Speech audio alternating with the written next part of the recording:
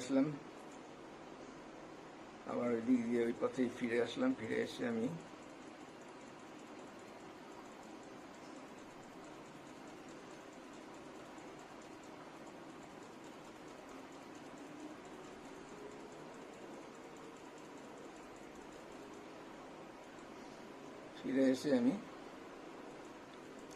Head cashier বা cash officer designation এইখানে আছে।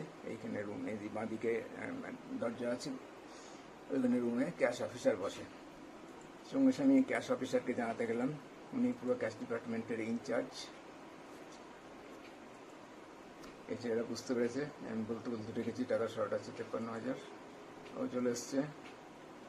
একটা কিছু শর্ট বা কিছু ভুল হলে ক্যাশের সবারই একদম কান সঙ্গে সঙ্গে সবাই চলে আসে এবং যা করণীয় সবাই মিলে হেল্প করে। সেটা এটা হচ্ছে নিয়ম আমাদের। ঠিক আছে, স্লো করে দিই। আমাদের ক্যাশ খুঁজতে 1 ঘন্টা নিলে হবে না, বলে দিলাম। ও ছেলেটাও শুনে নিল। আমি কাউন্টারে বসে যথারীতি নিজের কাজ করতে লেগে যাবো। 53,000 টাকা আমার শর্ট, এবং এটা যে ওই ছেলেটারই শর্ট। তখন তো চুরি করা তো জানা নেই, আমরা ভেবেছি, সবাই ভেবেছি যে দেয়নি।